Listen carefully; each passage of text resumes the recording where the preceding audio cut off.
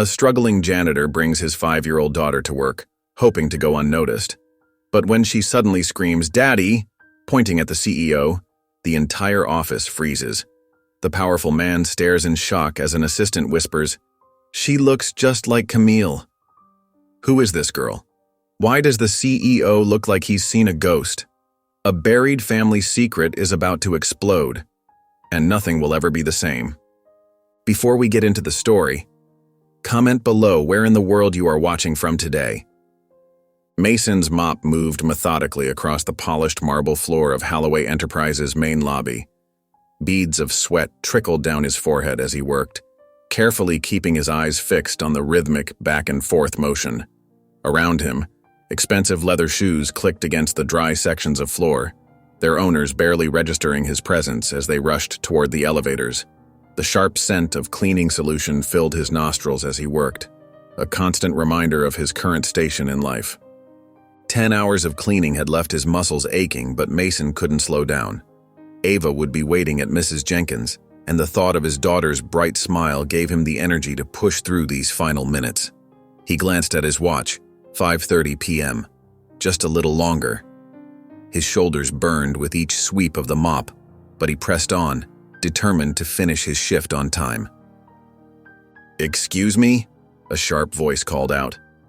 Mason looked up to see a woman in a designer suit gesturing impatiently at her path, blocked by his mop bucket. Without a word, he pulled it aside, his face burning as she strode past, her heels echoing across the marble floor. The familiar sting of humiliation settled in his chest, but he pushed it down, focusing instead on the task at hand. Finally finishing the lobby, Mason wheeled his cleaning cart toward the janitor's break room. The wheels squeaked slightly against the floor as he walked, the sound echoing in the nearly empty building. His phone buzzed in his pocket just as he reached for the door handle. Mrs. Jenkins' name flashed across the screen, making his heart skip a beat. "Hello?" Mason answered, his stomach instantly nodding. "Oh, Mason, I'm so sorry." Mrs. Jenkins' usually steady voice trembled. "Richard's collapsed. We're at the emergency room now. I can't watch Ava tonight." Mason's throat tightened. "Is Richard okay?" "We don't know yet. I'm so sorry for the late notice, but—" No, don't worry about it," Mason assured her, even as panic rose in his chest.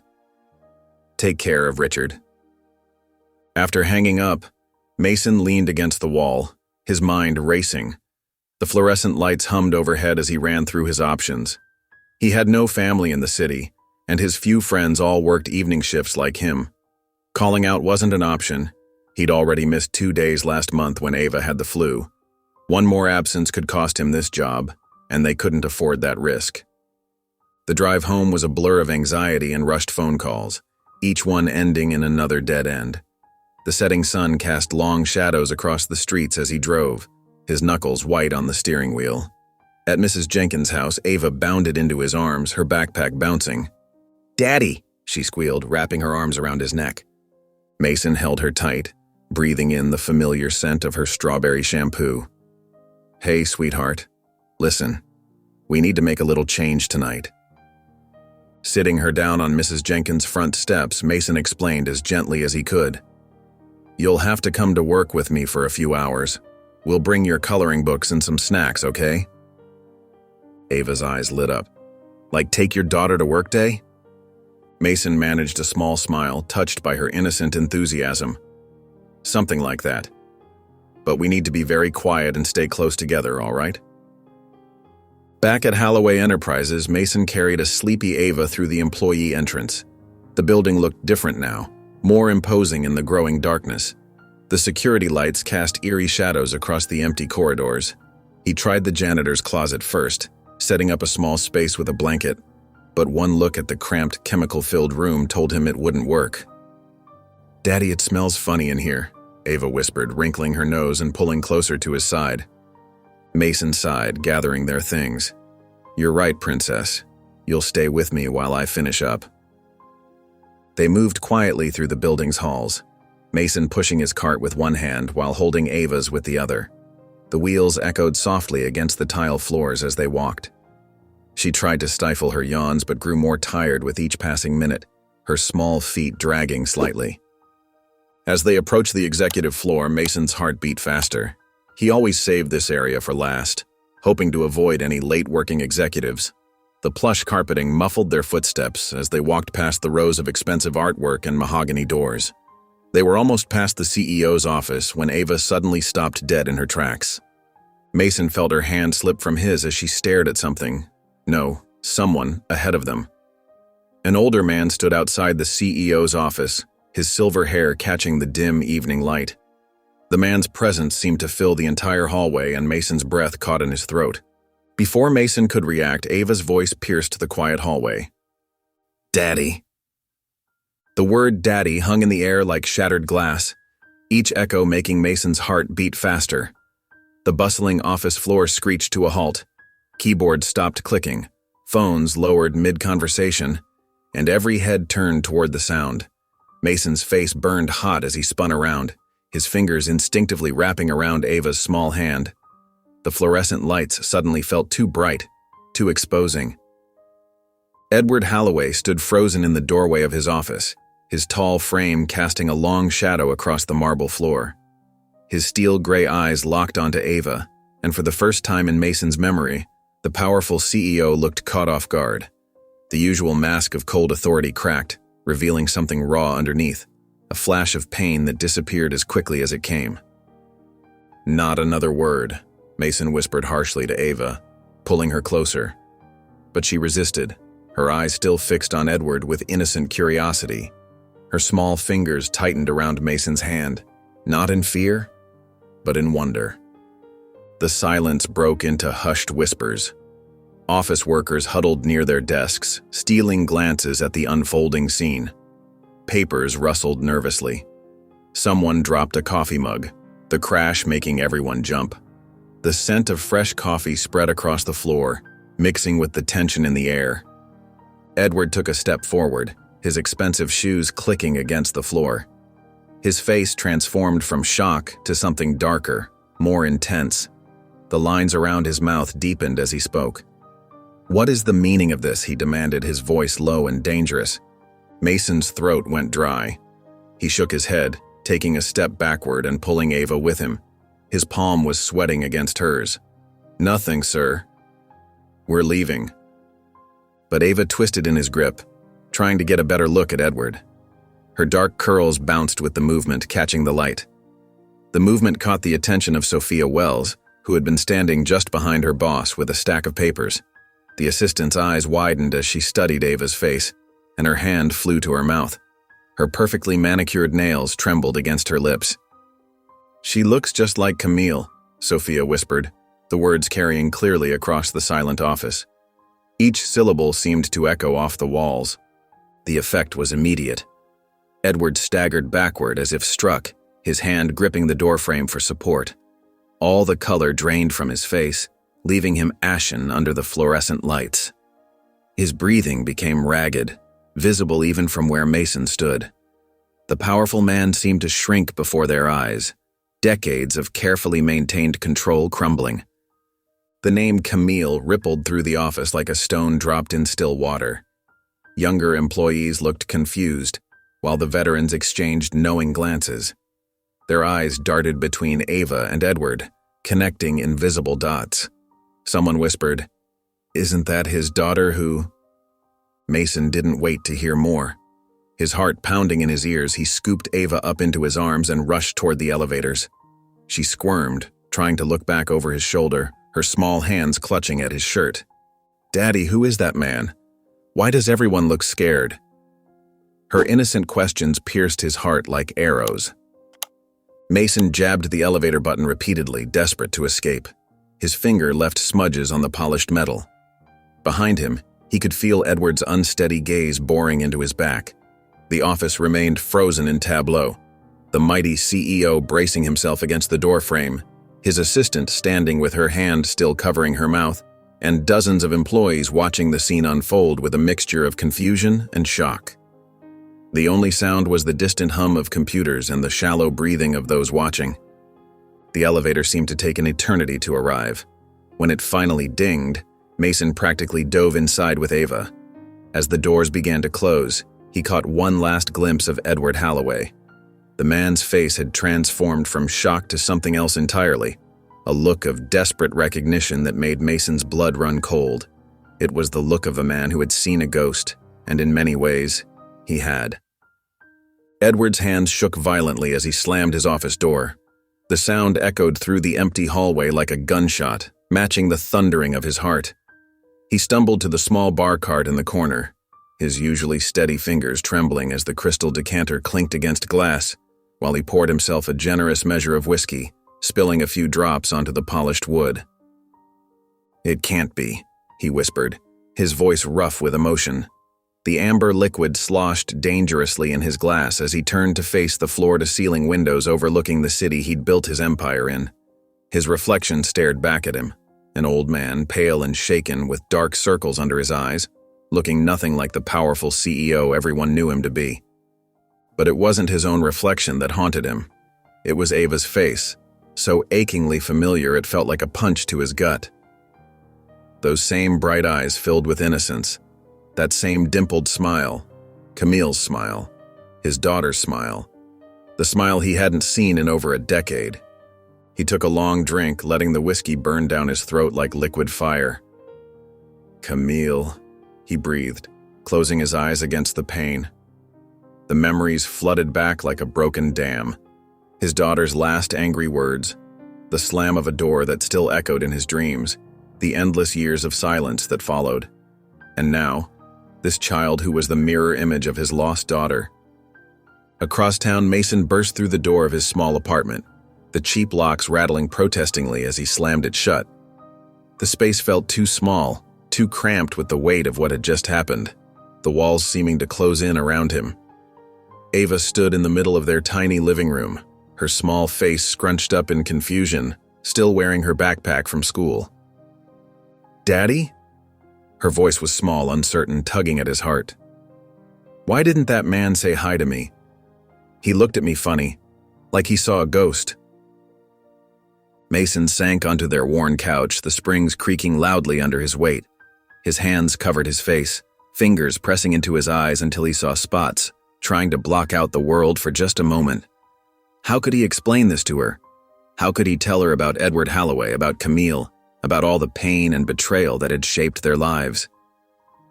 "It's complicated, sweetheart," he managed to say, his throat tight with unshed tears. Back in his office, Edward's phone felt heavy in his hand as he dialed Sophia's number, his fingers still trembling slightly. She answered on the first ring, as if she'd been waiting for his call, anticipating this moment. "Tell me everything," he demanded, his voice rough with desperation. "Tell me what you know about Camille's child. Every detail."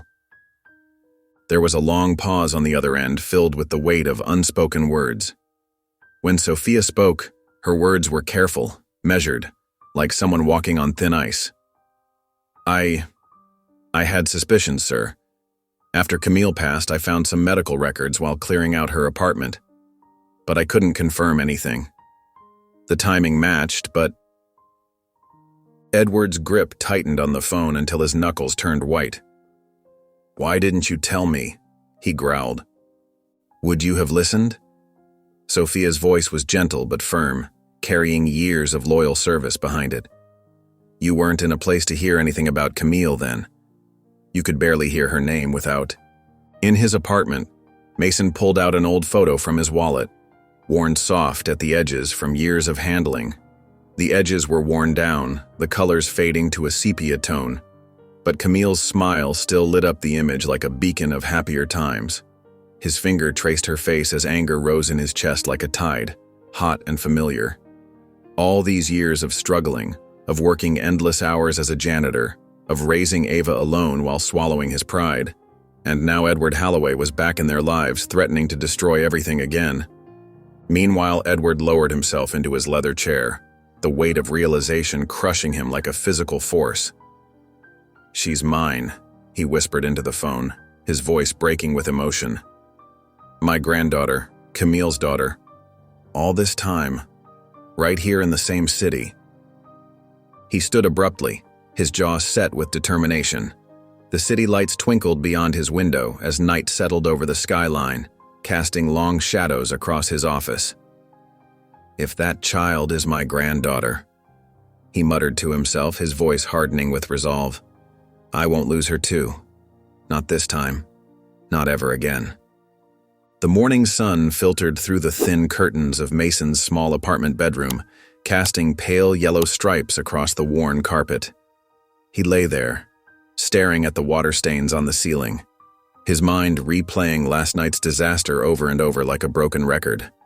The memory of Edward's face, the shock of recognition, the harsh words exchanged. It all swirled in his thoughts. A soft patter of feet made him turn his head just as Ava appeared in the doorway, her stuffed rabbit dragging behind her, one ear slightly frayed from constant love. "Daddy?" she whispered, climbing onto the bed with careful movements. Her small face was pinched with worry, bottom lip trembling slightly, her big brown eyes filled with uncertainty. "Are you mad at me?" Mason's heart cracked like thin ice. He pulled her close, wrapping her in a tight hug, feeling her tiny body relax against him. "No, baby. Never at you." He kissed the top of her head, breathing in the sweet smell of her strawberry shampoo, the scent bringing back memories of their nightly bath routine. "You didn't do anything wrong." "But you were so quiet last night," she mumbled into his chest, her small fingers clutching his t-shirt. "And you didn't even read me a story." Mason closed his eyes, guilt washing over him like a cold wave. "I'm sorry, sweetheart.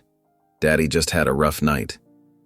2 hours later, Mason was organizing supplies in the janitor's break room, methodically arranging cleaning products on metal shelves, when the door swung open with a sharp crack.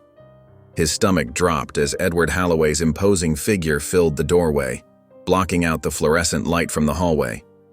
The older man's expensive charcoal suit looked out of place among the mops and cleaning supplies, like a diamond in a box of stones. "We need to talk," Edward said, his voice firm but controlled, hands clasped behind his back. Mason's fists clenched at his sides, knuckles turning white. "There's nothing to talk about."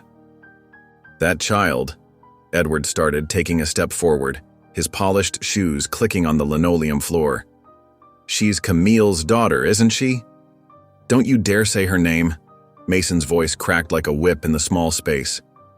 "You lost that right years ago." Several employees passing by the break room stopped, staring openly at the confrontation through the open door. Edward's jaw tightened, a muscle twitching beneath his skin. "I never knew about the child. If I had..." "If you had what?" Mason cut him off, fury burning in his chest like hot coals. "You would have ruined her life too? Like you ruined mine? Like you ruined Camille's?" "I made mistakes," Edward admitted, his voice rising to match Mason's intensity. "Terrible ones. But that girl is my granddaughter. I have rights." "Rights?" Mason laughed bitterly, the sound harsh and empty. "You want to talk about rights? Where were Camille's rights when you blacklisted me from every company in the city? When you drove her away?" "That's enough."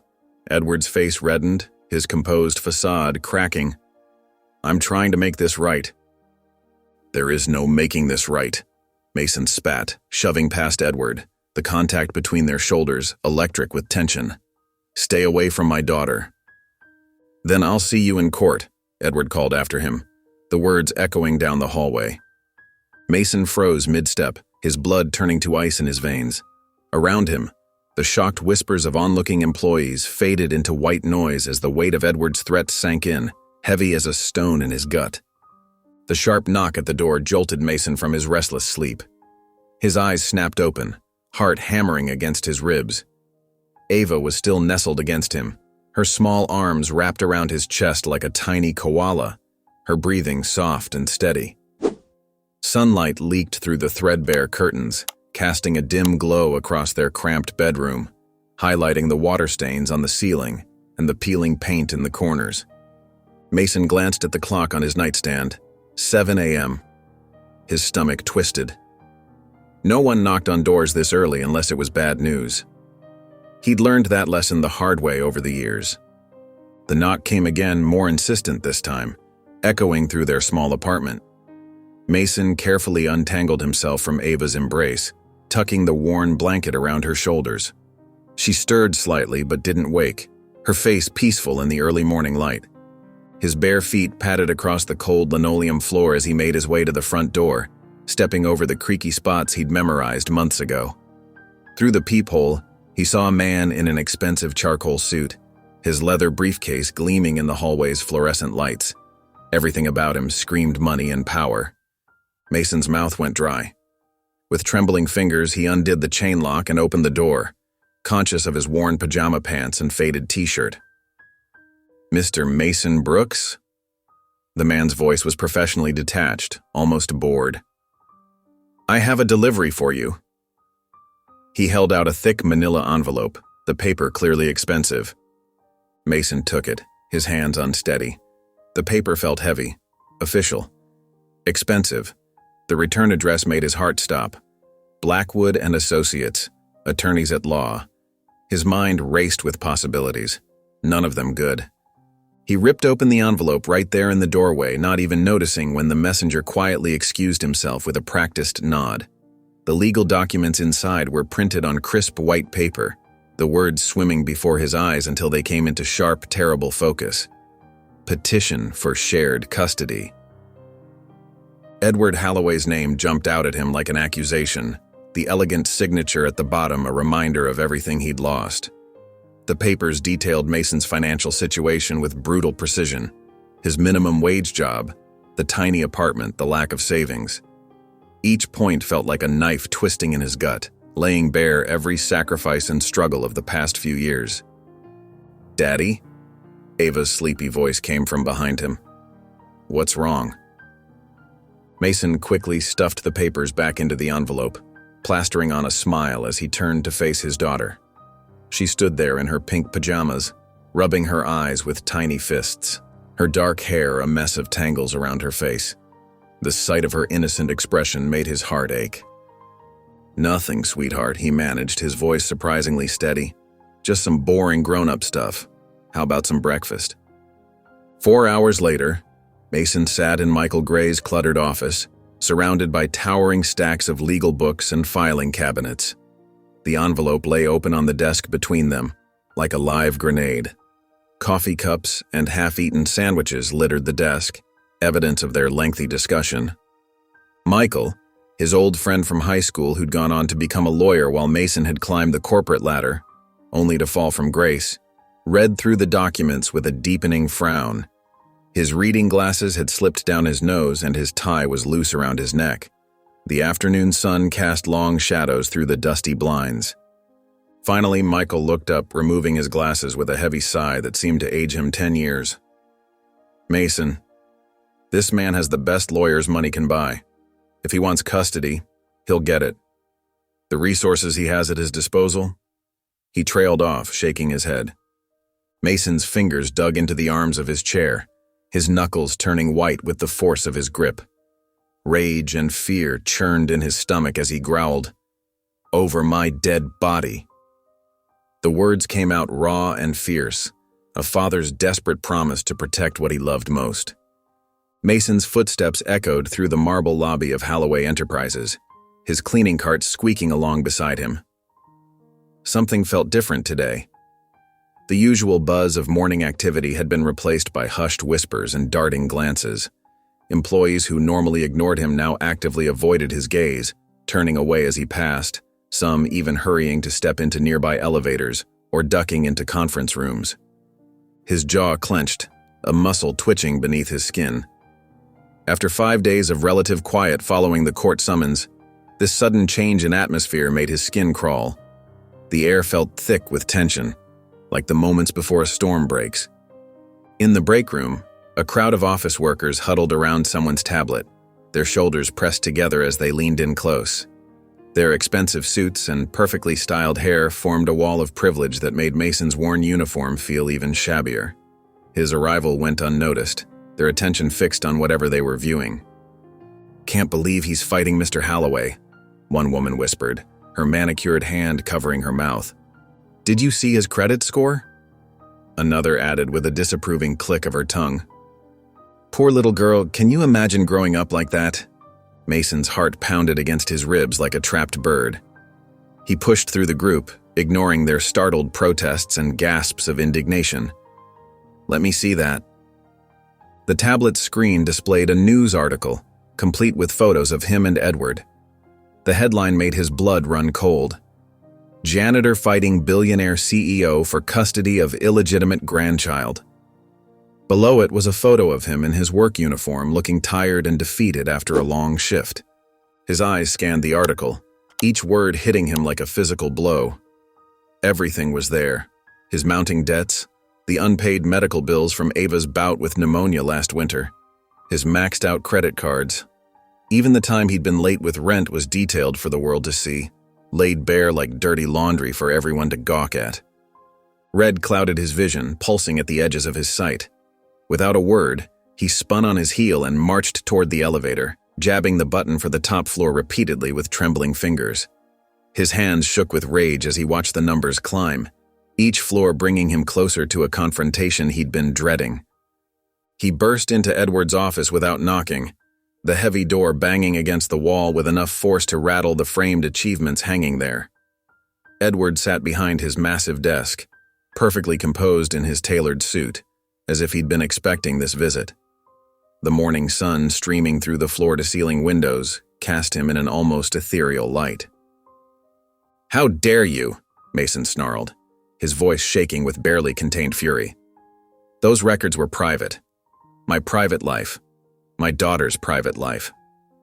Edward didn't even blink, his steel gray eyes as cold as winter frost. "I did what I had to do," he said simply, his tone maddeningly calm, almost paternal. "Retract it. Now." Mason's fists clenched at his sides, his knuckles white with tension. "No." Edward leaned back in his leather chair, the material creaking softly. "The public has a right to know who's really looking out for Ava's best interests. A struggling father who can barely keep the lights on, or a grandfather who can provide her with every opportunity. Every advantage? The finest schools, the best health care, a future secured? You're talking about opportunities?" Mason's voice rose, echoing off the expensive artwork adorning the walls. "Where were these opportunities when Camille needed you? When you threw her out? When she was sleeping in her car?" Edward's face hardened, a flash of something, pain, regret, crossing his features before disappearing behind his mask of authority. "I'm protecting my granddaughter's future. Something you're clearly unable to do." Mason stormed out before he could do something he'd regret, leaving Edward's words echoing in his ears like poison. That evening, Mason sat at his small kitchen table, the court papers spread out before him like a map to disaster. The cheap overhead light buzzed softly, casting harsh shadows across the documents that threatened to tear his world apart. Coffee rings stained some corners, evidence of countless sleepless nights spent poring over legal terminology he barely understood. Ava sat across from him, her colored pencils scratching against paper as she hummed a tune from her favorite cartoon. Her small feet swung back and forth beneath her chair, not quite reaching the floor. She seemed oblivious to her father's distress, lost in her own world of rainbows and unicorns, her dark curls falling across her face as she concentrated on her drawing. Mason watched her, his vision blurring with unshed tears. For the first time since Camille's death, since becoming a single father, since losing everything, he felt truly powerless. His daughter was his whole world, and now that world was crumbling around him piece by precious piece. The weight of it all pressed down on his chest, making it hard to breathe. The afternoon sun cast long shadows across the preschool parking lot as Mason leaned against his weathered sedan, checking his watch for the third time. The familiar chorus of children's laughter and running feet usually brought a smile to his face, but today something felt off. Instead of Ava's bouncing pigtails coming through the door, her teacher, Mrs. Thompson, approached with concern, etched across her normally warm and welcoming face. "Mr. Brooks," she said softly, clutching her clipboard tightly, "I wanted to talk to you about Ava today. I'm a bit worried about her." Mason's heart skipped a beat and a sense of dread began to creep up his spine. "Is everything okay?" he asked, his voice tinged with concern. "She seemed really tired and lethargic today," Mrs. Thompson explained, her brow furrowed with worry. "Ava barely played at recess, which is so unlike her. She just sat on the bench watching the other children run and play." The teacher paused, her eyes filled with empathy. "I wanted you to be aware, in case there's something going on that I should know about." Mason's chest tightened as he processed the information. Ava loved recess. She usually came home with animated stories about playing tag or making up imaginative games with her friends. Hearing that she had been so withdrawn and listless was deeply unsettling. A few minutes later, Ava trudged through the door, her usual skip and boundless energy nowhere to be seen. Her backpack seemed to weigh heavily on her small shoulders as she made her way to the car, her head hung low. Mason opened the back door and she climbed in without her usual chatter about her day, her movements slow and lethargic. "Hey, sweetie," Mason said, trying to keep his voice light and soothing as he buckled her in. "How are you feeling?" The concern was evident in his eyes as he studied her pale, drawn features.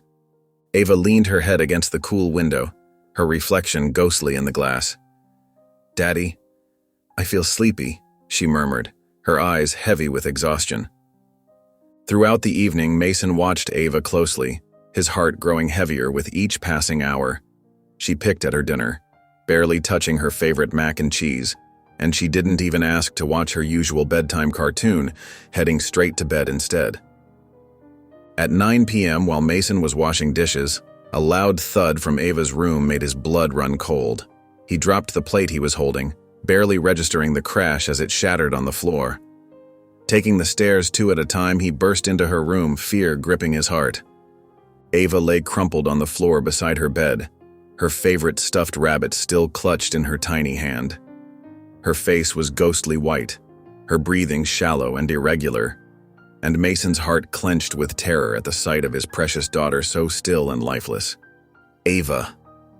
Mason's voice cracked with raw emotion as he dropped to his knees beside her. "Baby, wake up." His hands trembled as he gathered her limp body in his arms, her skin clammy against his chest. Without a moment's hesitation, he rushed to the car, his mind racing with 1,000 panicked thoughts. The emergency room's harsh fluorescent lights made everything feel surreal. As Mason paced the waiting area, his footsteps echoing off the sterile walls while nurses and doctors rushed past. Each minute felt like an eternity as he waited with bated breath for news about his little girl's condition. Finally, a doctor in blue scrubs approached, his expression serious and somber.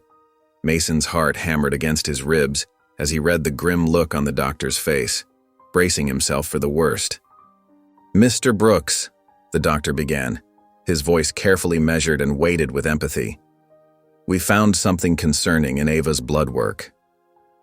Mason's breath caught in his throat and the world seemed to tilt sideways as he steadied himself against the wall. "What are you saying?" he asked, his voice barely above a whisper. The doctor met his gaze, his eyes filled with a deep, profound sadness. "Ava has a rare heart condition," he revealed, the words hitting Mason like a physical blow, making his knees weak. The sterile hospital corridor suddenly felt too bright, too narrow, too real, as the gravity of the situation sank in. The steady beep of hospital monitors filled the quiet room as Mason sat beside Ava's bed, his large hand wrapped gently around her small one. The morning sun filtered through the thin hospital curtains, casting a pale light across his daughter's sleeping face.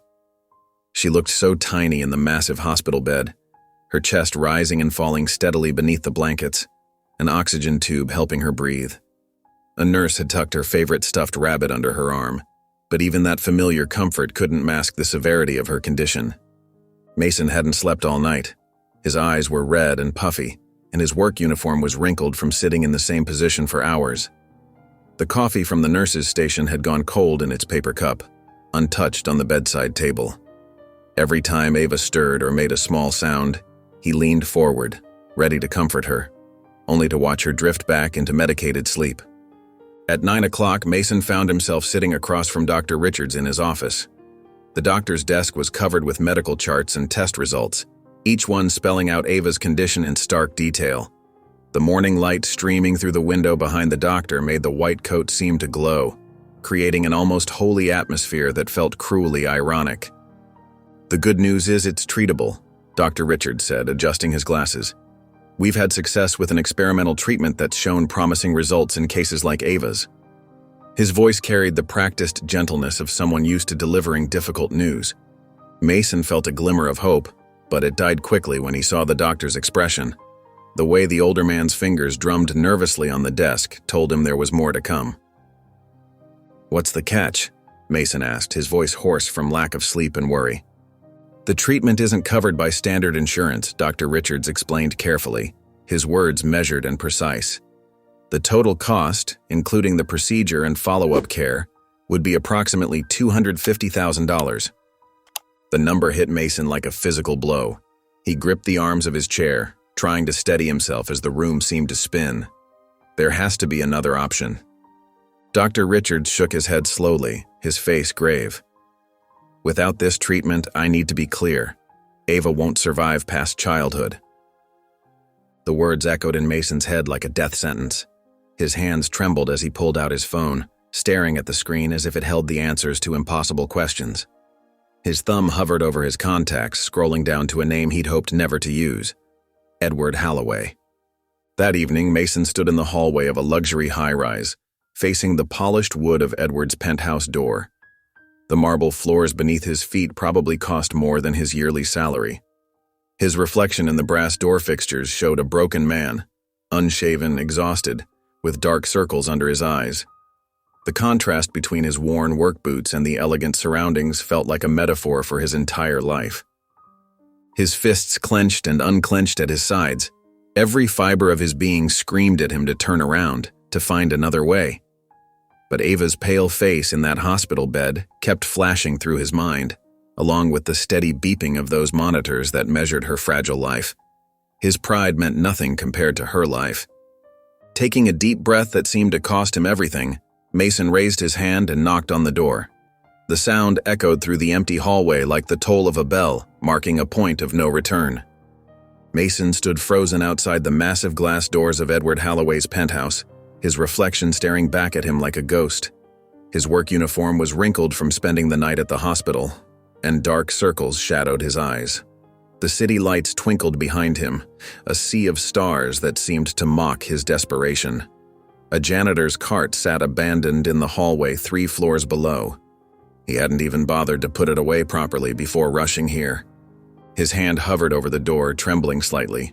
Pride coursed through him like poison, urging him to turn around and leave. But then Ava's face flashed in his mind. Her pale cheeks, the oxygen tube, her tiny body lost in that huge hospital bed. The sound of the heart monitor's steady beeping still echoed in his ears. He swallowed hard and knocked 3 times, each knock echoing in the empty hallway. Edward opened the door, looking exactly like the powerful CEO he was. His tailored suit was pristine, his silver hair perfectly combed. A whiff of expensive cologne drifted through the doorway as he studied Mason with those calculating eyes that had once destroyed his life. The silence stretched between them, thick with years of anger and betrayal. Mason's throat felt tight, like he was choking on all the bitter words he wanted to say. His hands felt rough and calloused compared to Edward's manicured appearance. Edward stepped aside, gesturing toward a massive leather chair in his living room. "Please sit," Edward said, his voice smooth and controlled, like this was just another business meeting. Mason remained standing, his shoulders tense. The penthouse was bigger than his entire apartment building, with floor-to-ceiling windows that showed the whole city spread out below them.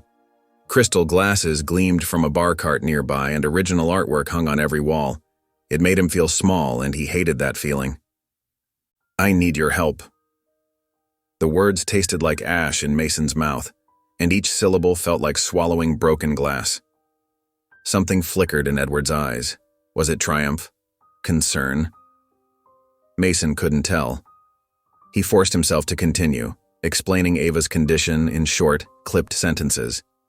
His daughter's rare heart condition, the specialized surgery she needed, the astronomical costs involved. Each word felt like giving up another piece of his dignity. Edward listened without interrupting, his face a mask of careful neutrality. When Mason finished, Edward leaned forward in his chair, folding his hands together like he was about to close a business deal. The gold cufflinks on his sleeves caught the light. "I'll pay for everything," Edward said simply. Mason let out a sharp breath he hadn't realized he'd been holding.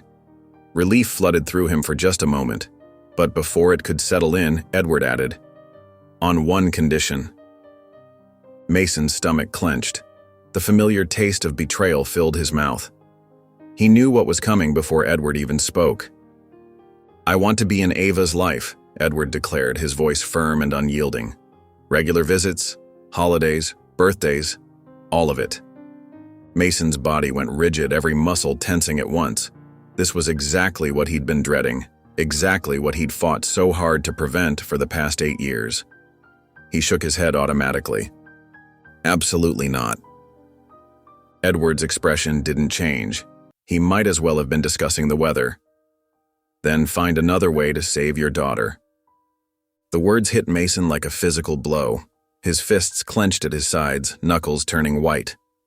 He thought of Ava again, of her brave smile even when she was scared, of how she tried to joke with the nurses despite her pain, of the doctor's words, "Without treatment, she won't survive past childhood." His shoulders slumped slightly. The fight drained out of him like water from a broken glass. He had no choice, and Edward knew it. "Fine," Mason said, the word barely more than a whisper. It felt like signing away his soul. The hospital room buzzed with early morning activity, nurses checking vitals and adjusting equipment with practiced efficiency. Ava sat propped up against pristine white pillows, her favorite stuffed bunny clutched tightly to her chest. Her smile lit up the sterile room as she hummed a quiet tune, seemingly unbothered by the tubes attached to her small arm and the constant beeping of monitors.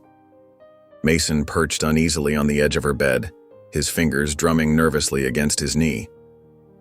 Every few seconds his eyes darted to Edward, who stood like a statue on the opposite side, hands tucked into his expensive suit pockets, his presence commanding even in silence.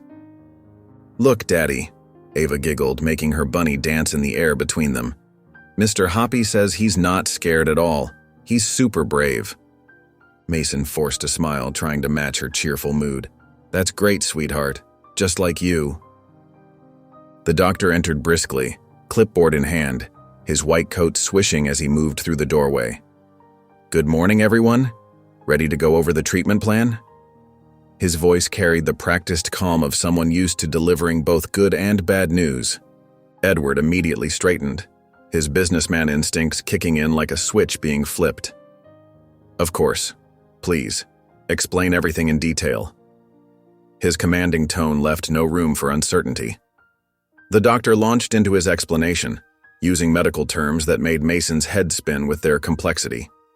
Edward, however, nodded along confidently, interrupting with precise questions about success rates and potential side effects, each query more detailed than the last. "And what about long-term monitoring?" Edward asked, his voice sharp and focused, like he was conducting a business negotiation. "What exactly are we looking at?" Mason couldn't help but glare, his jaw tightening. "You think I wouldn't be invested in my own daughter's care?" Edward's tone held a hint of challenge that made his blood boil. "I think you like playing hero," Mason scoffed, keeping his voice low enough that Ava wouldn't hear their brewing argument. "Always have to be in control." Ava, innocent to the tension crackling between them, reached out and grabbed Edward's hand with complete trust. "Will you stay, Grandpa?" "Please?" Mason's stomach clenched at the word Grandpa. It felt wrong, like a betrayal of everything he'd built with Ava, every bedtime story and scraped knee he'd tended to alone. Throughout the procedure, Edward remained stationed by Ava's bed like a vigilant guard dog. He checked his phone occasionally but never left the room, his presence both reassuring and infuriating to Mason. When Ava finally stirred from the anesthesia, her eyes fluttered open, immediately finding Edward's familiar face. "Grandpa stayed," she murmured sleepily, a small smile playing on her pale lips. "Just like he promised." Mason flinched at the word again, his hands gripping the bedrail tighter until his knuckles turned white. Edward caught his eye but remained silent, his expression unreadable behind his carefully maintained facade. As evening approached, Mason gathered their things, carefully lifting a drowsy Ava into his arms. Through the hospital's glass doors, he watched Edward climb into his gleaming black Mercedes, the expensive car a reminder of everything that separated them. Fear, cold and unwelcome, settled in his chest like an unwanted guest. Edward wasn't just the man who had betrayed him anymore. He was becoming Grandpa, a permanent fixture in Ava's world. And Mason felt powerless to stop it, watching as the past he'd tried so hard to leave behind caught up with him in the most unexpected way. Mason stared at the unexpected package on his doorstep, his hand frozen on the doorknob. The delivery man shifted impatiently from foot to foot, holding out the electronic signature pad with a barely concealed sigh. With a tight-lipped smile, Mason scribbled his name and took the box, feeling its weight settle into his palms. It wasn't large, maybe the size of a shoebox, but it felt heavy with meaning. The elegant Halloway logo on the shipping label made his jaw clench and his stomach twist into knots. He brought it inside, setting it on the kitchen counter like it might explode, his fingers lingering on the edges of the cardboard. "What's that, Daddy?" Ava bounced over from where she'd been coloring at the table, her eyes bright with curiosity, her favorite purple crayon still clutched in one hand. Mason ran a hand through his hair, buying time as he searched for words. "It's from your grandfather." "Really?" Ava's face lit up like Christmas morning. She reached for the box, but Mason caught her hand, his protective instincts kicking in. "Hold on, sweetie, let me check it first." "Please, Daddy?" Pretty please with sugar on top. She bounced on her toes, practically vibrating with excitement. Those big eyes, so much like her mother's, made his resistance crumble like wet sand. "All right," he sighed, stepping back. "Go ahead." Ava tore into the wrapping paper with gleeful abandon, bits of brown paper flying everywhere. Mason watched, his heart pounding against his ribs as she lifted the lid. Her small gasp made him step closer, ready to shield her from whatever lay inside. There, nestled in cream-colored tissue paper, was a worn teddy bear. Its fur was faded to a soft brown from years of love, one eye slightly loose and wobbling, and its red bow tie frayed at the edges like an old man's favorite necktie. Mason's throat tightened painfully. He knew this bear. He'd seen it countless times, perched on Camille's bed during their college days, watching over their late-night study sessions and early morning coffee runs. "Look, Daddy. It's so soft." Ava hugged it close, burying her face in its well-loved fur. "Grandpa said it was Mommy's. Can you believe it?" Mason couldn't speak past the lump in his throat. His fingers found the note tucked into the box's corner, the paper crisp and expensive. Edward's precise handwriting stood stark against the cream paper. She deserves to know where she comes from. Ava danced around the kitchen, making the bear wave its paw at the refrigerator magnets. "I'm going to name him Charlie. Can he sleep in my room tonight, please?" "Sure, sweetheart," Mason managed, his voice rough like sandpaper. After tucking Ava in, the bear clutched tightly in her arms like a newfound treasure. Mason sat alone in the dark living room. The note lay crumpled in his fist, the paper soft now from his nervous fidgeting. He could picture Camille so clearly now, laughing in their dorm room, that bear always nearby, even during finals week. She'd told him once, during a rare vulnerable moment, that it was the last gift her father gave her before everything fell apart between them. The bear had survived when Camille hadn't, and now Edward had given it to Ava, bridging 3 generations with stuffed fur and memories. Mason's anger felt different tonight, less sharp, more hollow, like an echo in an empty room. He'd spent years building walls around their little family, protecting Ava from the pain of the past. But watching her clutch that bear, seeing her face light up at this connection to her mother, to a history she'd never known. Maybe he'd been wrong. Maybe in trying to protect Ava from Edward's influence, he'd also been keeping her from parts of herself, from her history, her mother's memory, the pieces that made her whole. He sat there in the darkness, the silence broken only by Ava's soft breathing from down the hall and the occasional creak of settling floorboards. The bear's presence in their home felt like a shift in the ground beneath his feet, subtle but undeniable, like the first tremors before an earthquake. The hospital waiting room buzzed with quiet conversation and the gentle hum of fluorescent lights. Mason sat with Ava, helping her flip through a worn children's magazine, its pages soft and dog-eared from countless tiny hands before hers.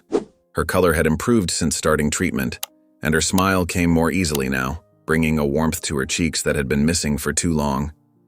"Look, Daddy. A puppy." Ava pointed at a picture, her eyes bright with excitement. Her finger traced the outline of the golden retriever puppy on the glossy page. The click of expensive shoes on linoleum made Mason look up. Edward Halloway strode through the waiting room, his presence commanding as always, his tailored suit a stark contrast to the casual attire of other visitors. But something was different today. His usual sharp expression seemed softer, almost uncertain, with worry lines creasing his forehead. Behind him walked a man in an immaculate suit, carrying a leather briefcase that gleamed under the harsh lighting. Mason's shoulders tensed, his protective instincts kicking in. "Ava, sweetie, why don't you go color at that table over there?" He gestured to a small activity area nearby. Once Ava was settled with her crayons, happily working on a picture of flowers, Edward and his lawyer sat across from Mason.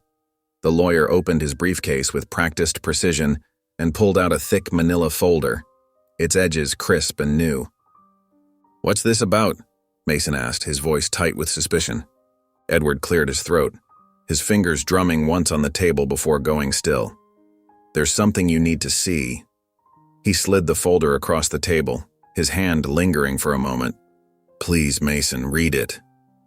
Mason had never heard that tone in Edward's voice before. It almost sounded like pleading, stripped of its usual authority. With hesitant fingers, he opened the folder, the paper crackling under his touch. The first page was a police report from 5 years ago, its official letterhead stark against the white paper. Then came bank statements, emails, and signed confessions, each document adding another piece to a puzzle Mason hadn't known existed. As Mason read, his hands began to shake, the papers rustling softly. The evidence was clear. Thomas Reynolds, Edward's former business partner, had orchestrated everything.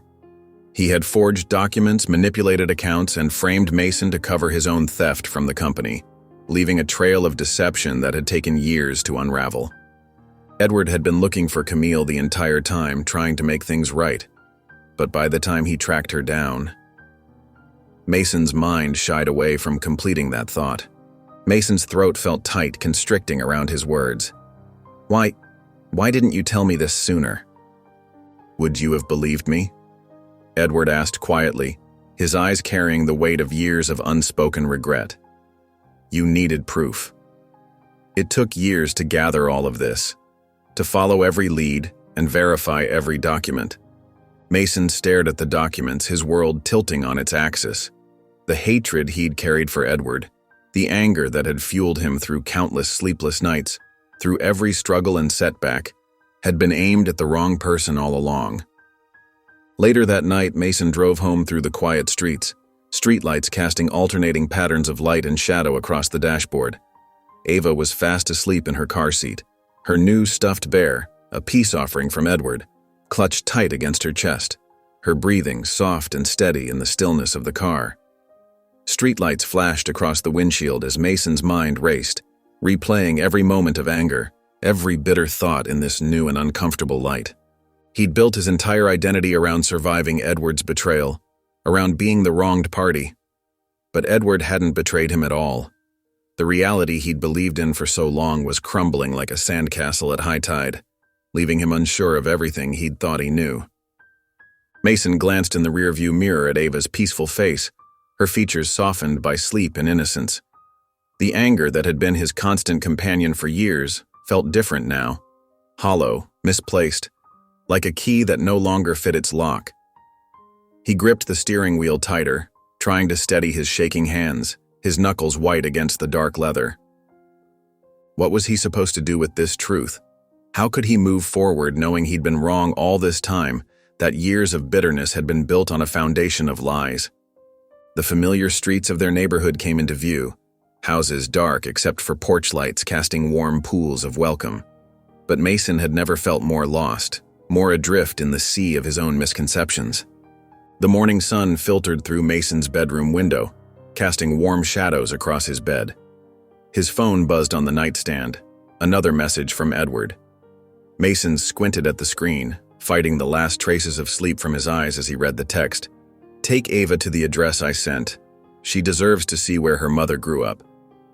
Mason's thumb hovered over the delete button, but he hesitated. The revelations from yesterday still churned in his mind, making everything he thought he knew feel uncertain. The weight of decades of misunderstanding pressed heavily on his shoulders. Daddy, are we going somewhere?" Ava bounced on his bed, her pigtails flying, already dressed in her favorite purple dress, the one with tiny butterflies embroidered along the hem that she insisted on wearing at least twice a week. "How did you know about that?" Mason asked, pulling her into a tickle hug that made her squeal with delight. "Grandpa told me yesterday. He said it's a surprise." Her eyes sparkled with excitement, and her whole face lit up with that pure, innocent joy that never failed to melt his heart. Mason sat up, running his hands through his hair. Part of him wanted to text back a firm no, but looking at Ava's hopeful face, he couldn't bring himself to disappoint her. Not when she was finally feeling better after being sick for so long.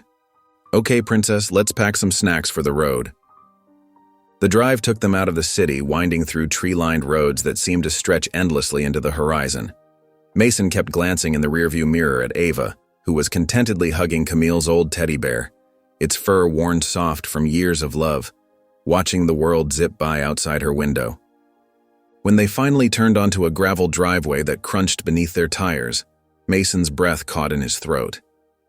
The cabin looked exactly like something out of a storybook. Weathered wooden walls the color of honey, a wide wraparound porch with white railings and windows that seemed to hold countless memories behind their gleaming glass. Wow! Ava scrambled out of her car seat the moment they stopped, nearly tripping over her own feet in excitement. "It's like a fairy house." She raced toward the porch steps, her shoes kicking up little clouds of dust in the morning light. Mason followed more slowly, taking in every detail. Wind chimes tinkled softly in the gentle breeze. A old wooden swing creaked gently, its chains softly squeaking with each movement. Inside, the cabin felt like stepping into a time capsule. The air smelled of pine and old books, with a hint of lavender that triggered memories Mason thought he'd buried long ago. Sunlight streamed through delicate lace curtains, illuminating dust motes that danced in the air like tiny stars. Photos lined the walls, young faces frozen in moments of joy, each frame telling its own story. Edward stood by the massive stone fireplace, his usual sharp business attire replaced by a casual navy sweater that made him look oddly vulnerable. He looked different here, somehow smaller, more human, as if the walls of the cabin had stripped away his usual armor. Mason watched as Ava explored, running her fingers over everything. The smooth wooden banister worn by years of hands, the soft, faded fabric of the rocking chair, the well-loved spines of old books on built-in shelves that reached to the ceiling.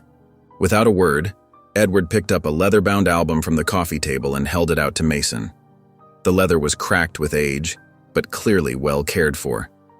Mason took it, his fingers trembling slightly as he opened it. The first photo knocked the breath from his lungs. Camille, maybe 16, sitting on the porch swing with a book in her lap, her long dark hair catching the sunlight.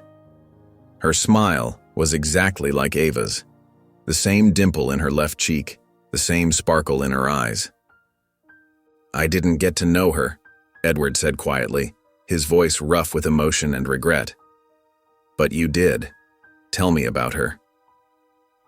Mason sank into an armchair, its cushions soft and welcoming, still staring at the photo. The words came slowly at first, like water breaking through a dam, then faster. "She loved thunderstorms," he found himself saying, memories flooding back. "She'd sit by the window and count the seconds between lightning and thunder, telling me it was nature's music. She collected postcards from places she wanted to visit someday, had them all pinned to a corkboard in our first apartment. She couldn't cook to save her life, but she made the best hot chocolate." She'd add tiny marshmallows and a sprinkle of cinnamon, said it was her mother's secret recipe. Edward listened intently, his eyes never leaving Mason's face as the stories poured out, each one a piece of the daughter he'd never truly known. Ava curled up at Mason's feet, soaking in every word about the mother she'd never known, occasionally asking questions in her sweet, curious voice. As night fell, they sat in the warm glow of the fireplace, its flames casting dancing shadows on the walls. Ava played on the thick wool rug with her bear, humming softly to herself, lost in her own world of imagination. The tension between Mason and Edward remained, but it felt different now, less like a wall and more like a bridge waiting to be crossed, its foundation built on shared memories and the love they both held for the people they'd lost and found. The city lights twinkled through the floor-to-ceiling windows of Edward's penthouse, casting long shadows across his mahogany desk. He sat alone, his normally commanding presence diminished in the late hour. A half-empty glass of whiskey caught the light, amber liquid barely touched. The ice had long since melted, leaving watery trails down the crystal tumbler. Spread before him were stacks of papers, quarterly reports, investment portfolios, and buried beneath them all, medical files with bold red stamps marking their urgency. Edward's hand trembled as he reached for the whiskey. A violent cough suddenly racked his body, making him double over. Sharp pain shot through his chest like lightning, burning with an intensity that made his vision blur. He gripped the edge of his desk, knuckles white, waiting for the wave of agony to pass. His breathing came in ragged gasps that echoed in the empty room. "Not now," he muttered through gritted teeth. "I'm not finished yet. There's still so much to do." The night gave way to dawn, but Edward hadn't moved from his desk. Sophia arrived precisely at 7 a.m., her heels clicking against the marble floor as she entered the penthouse. The morning sun streamed through the windows, painting golden stripes across the floor. Her usual morning greeting died on her lips when she saw Edward sprawled on the floor near his desk, papers scattered around him like fallen leaves. "Mr. Holloway!" She rushed forward, dropping her briefcase with a thud. Edward lay motionless, his skin ashen and clammy to the touch. With shaking hands, she called for an ambulance, her voice cracking as she gave the address. The operator's calm voice felt distant and unreal. Mason's phone buzzed during Ava's breakfast. The cheerful sound of her humming as she ate her cereal made the hospital number on his screen seem even more ominous. He glanced at it and almost declined the call, but Ava's words from the night before echoed in his mind. "I hope Grandpa gets better soon." With a heavy sigh and a tight knot in his stomach, he answered.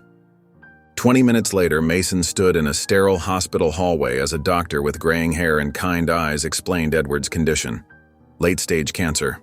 Terminal. He'd known for months. The fluorescent lights buzzed overhead, making the news feel even more surreal. Mason's fists clenched at his sides, his nails digging half-moons into his palms.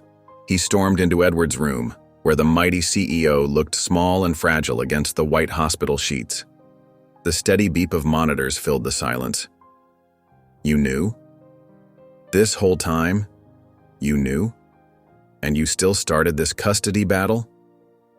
Edward's lips curved into a weak smirk, though his eyes held a shadow of pain and something deeper, regret perhaps, or fear.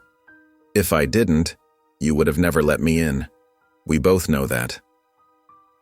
The anger drained from Mason's body, replaced by a confusing mix of emotions he couldn't name. Grief, betrayal, pity, and something that felt dangerously close to understanding. Edward's gaze met his, all pretense stripped away, leaving only the raw truth between them. "I don't have much time left," Edward said, his voice barely above a whisper, rough with unshed tears. "Take care of Ava, and don't let her hate me when I'm gone. Please, Mason, give me that much." Mason sat on his worn couch watching Ava play on the carpet with her stuffed bear, Camille's old bear. The threadbare toy had seen better days, but Ava treasured it like gold. She hugged it close, whispering secrets to it like she often did, her small face pressed against its fuzzy head. The sight made his chest tight with emotion. How do you tell a child that someone they've grown to love is dying? "Ava, sweetheart," he called softly, his voice barely above a whisper. "Can you come here for a minute?" She looked up, her innocent smile making this even harder. Dark curls bounced as she hopped over, climbing into his lap with the bear still clutched tightly in her arms. Mason wrapped his arms around her, breathing in the sweet scent of her strawberry shampoo as he tried to find the right words. "You know how sometimes people get sick?" he started, his voice gentle and measured. "Like when you get a cold?" Ava nodded, her small fingers fidgeting with the bear's ear. "Like when I had to take yucky medicine?" Mason managed a small smile, though his heart felt heavy. "Yes, but Grandpa Edward is very sick. More sick than a cold. Much more serious." Ava's face scrunched up in concern, her brown eyes wide with worry. "But the doctors can fix him, right? Like they fixed my heart?" Mason's throat tightened painfully. He pulled her closer, running a trembling hand over her soft hair. "Not this time, sweetheart. Sometimes even doctors can't fix everything, no matter how hard they try." Ava went quiet, processing this in that remarkable way children do. Her small fingers continued playing with the bear's worn ear, twisting it thoughtfully. Then she looked up at Mason with those clear, understanding eyes that always caught him off guard, seeing straight to his soul. "Then we have to make him happy before he goes to heaven," she said simply, with the pure logic of childhood. Mason stared at his daughter, struck by the pure wisdom in her words. There was no anger in her voice, no resentment, just acceptance and love. She had forgiven Edward long ago, while Mason had been holding on to his anger like a shield against the world. That night, after tucking Ava into bed with an extra long hug and 2 bedtime stories, Mason stood in his kitchen, staring at his phone on the counter. The realization hit him hard. His daughter, in her innocence, understood something he'd been fighting against for so long. Edward was dying, and holding on to old hurts wouldn't change that fact. For Ava's sake, and maybe for his own, he needed to make peace with the past. With steady hands, he picked up his phone and dialed Sophia's number, his heart pounding but his resolve firm. "Tell him," Mason said when she answered, his voice clear and determined. "We're coming over tomorrow." The morning sun cast long shadows across Edward's sprawling estate as Mason's old car pulled up the circular driveway. Ava pressed her face against the window, her eyes wide with excitement. The moment Mason helped her out of the car, she spotted Edward sitting in a cushioned chair near the rose garden. "Grandpa!" she squealed, breaking free from Mason's grip. Her little legs carried her across the perfectly manicured lawn, her dark curls bouncing with each step. Edward's tired face lit up. He opened his arms just as Ava crashed into them, wrapping her tiny arms around his neck. His eyes closed, savoring the moment, holding her as if she were the most precious thing in the world. Mason noticed how Edward's hands trembled slightly as he hugged her, but his grip remained firm. "I missed you," Ava said, her voice muffled against Edward's expensive sweater. "I missed you too, sweetheart," Edward replied, his voice rough with emotion. Later, they gathered around the massive dining table for breakfast. Crystal chandeliers sparkled overhead while Ava happily munched on chocolate chip pancakes, her legs swinging beneath her chair. "And then Sarah brought her new puppy to show and tell," Ava explained between bites, completely oblivious to the weight of the moment. "He was so tiny. Can we get a puppy, Daddy?" Mason watched as Edward listened intently to every word, nodding and asking questions at just the right moments. The old man's face had transformed, the usual stern businessman replaced by something softer, more genuine. Pure joy radiated from him as he watched Ava gesture wildly while telling her stories. After breakfast, Edward insisted on handling some paperwork. In his study, his shaking hands struggled with the pen as he signed document after document. Mason found himself stepping forward, steadying Edward's hand without thinking. Their eyes met, Edward's filled with gratitude, Mason's with an understanding he never expected to feel. "Thank you," Edward said quietly, the words carrying weight beyond their simple meaning. Mason didn't respond, but he didn't pull away either. Something had shifted between them. Not quite forgiveness, but perhaps understanding. That evening, after Ava had worn herself out exploring the gardens, Edward retreated to his study. Alone in the dimming light, he pulled an old photograph from his desk drawer.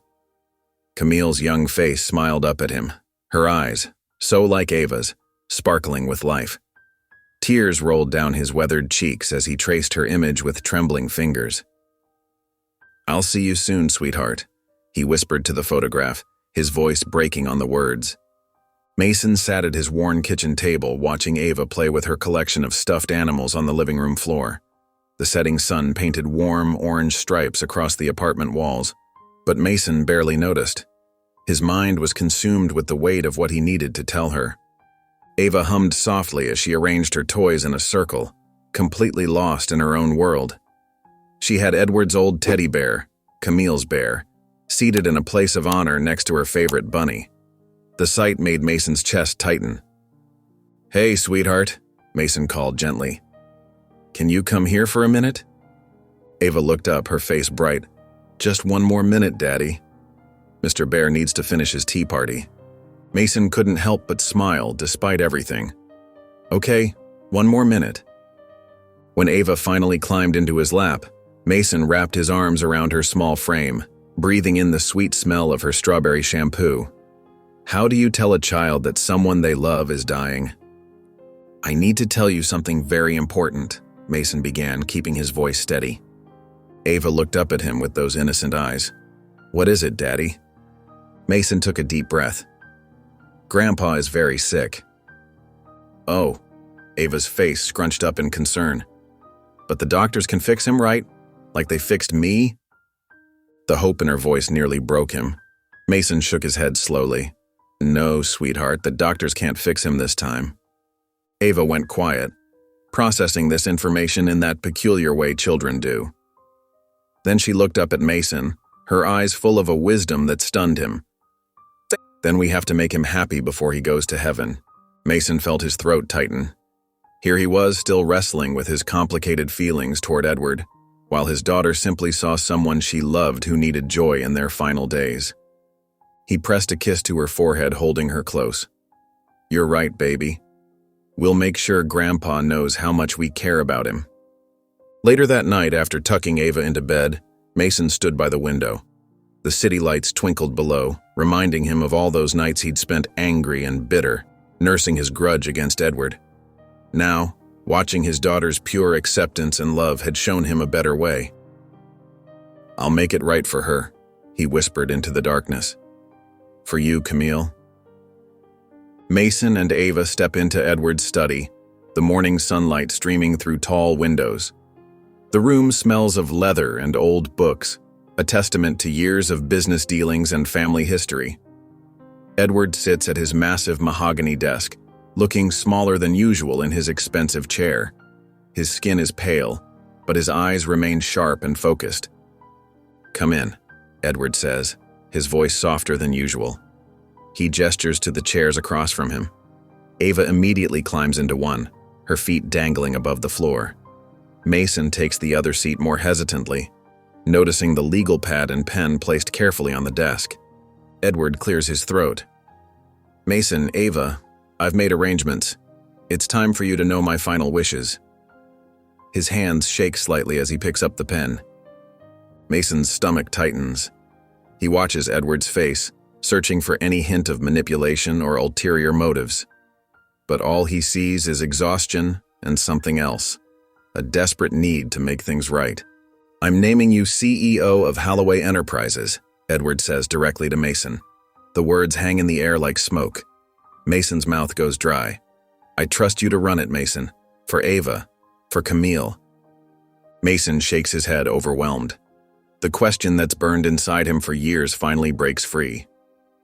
"Why didn't you look for Camille sooner?" Edward's composed facade cracks.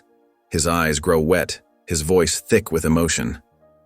"I did, Mason. I searched for her, but by the time I found her, it was too late. She was gone." The pain in his voice is raw, real, the kind that can't be faked. Mason watches as Edward reaches into his desk drawer with trembling hands.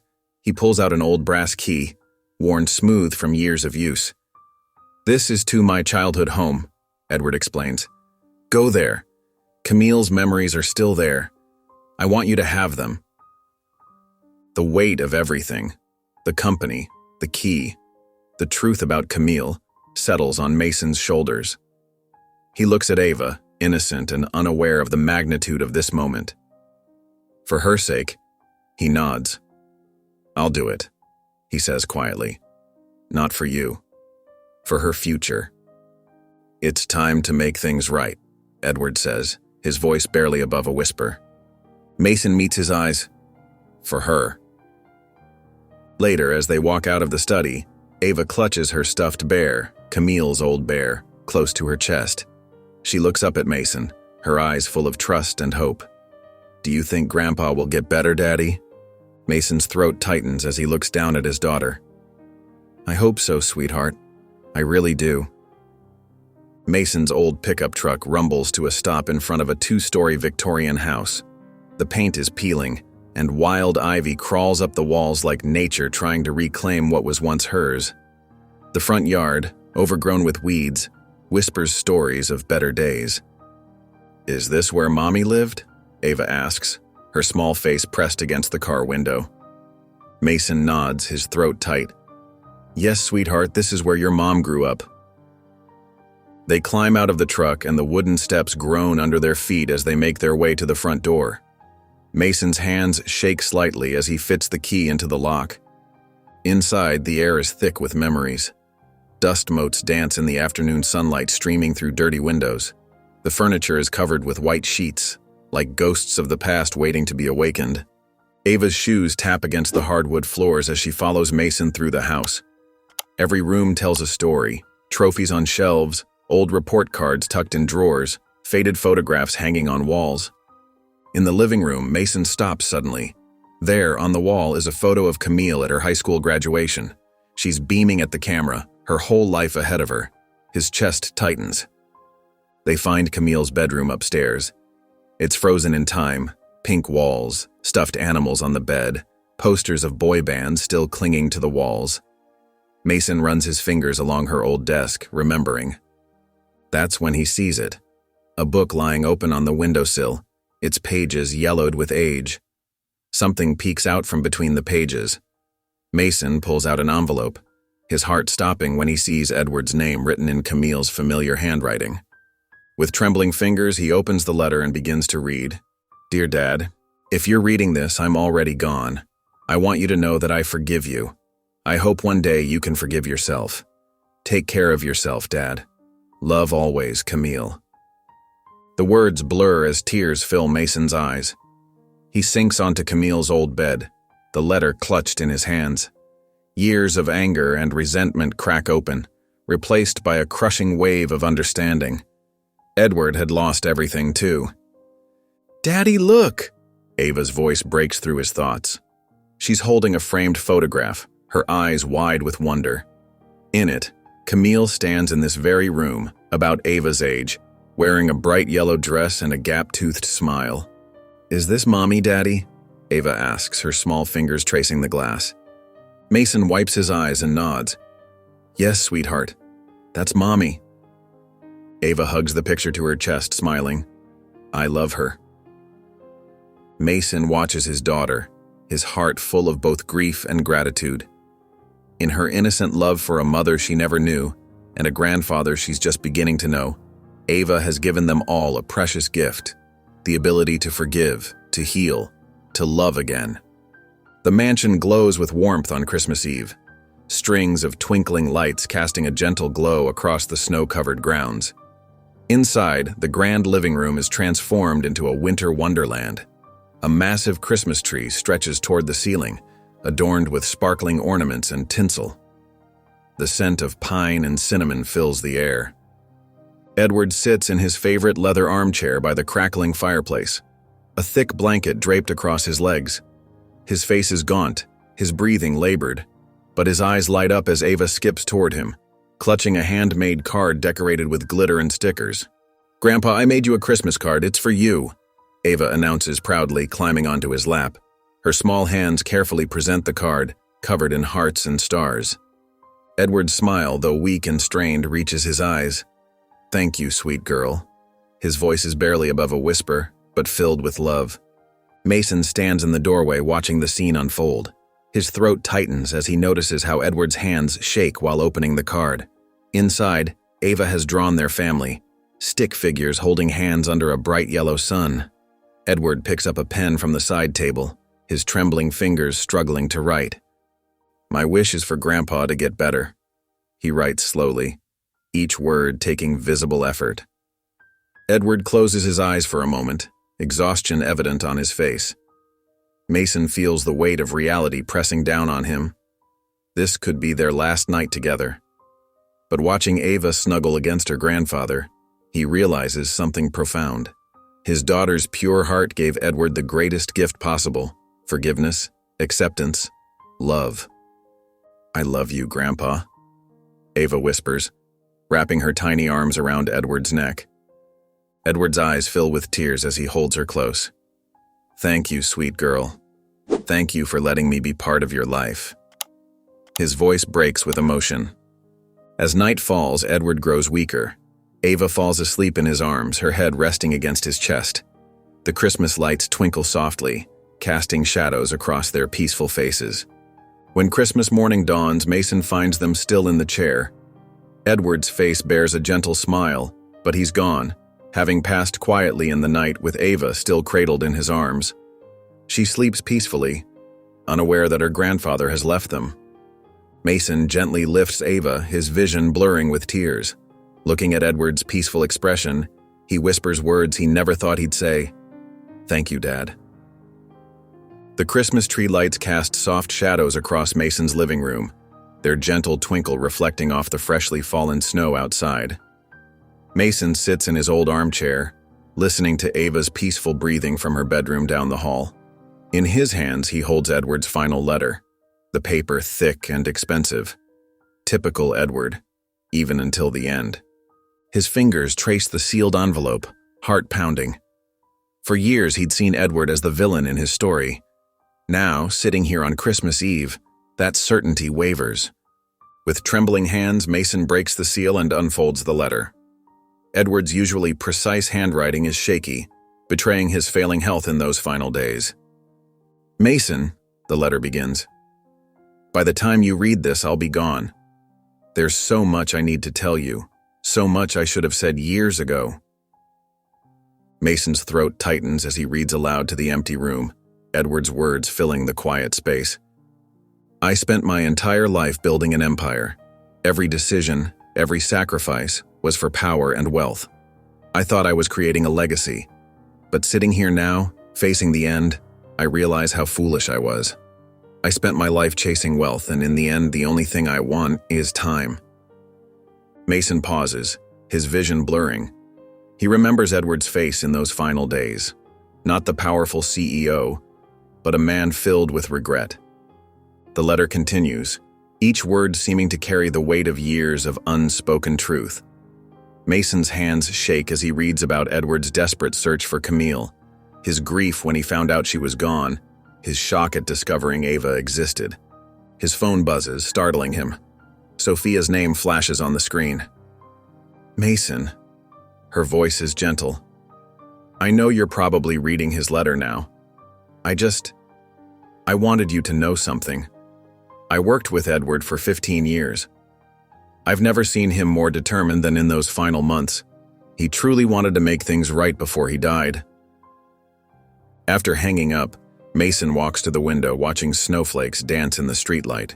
The letter feels heavy in his hand, the final words of a man who had been both his enemy and, somehow, family.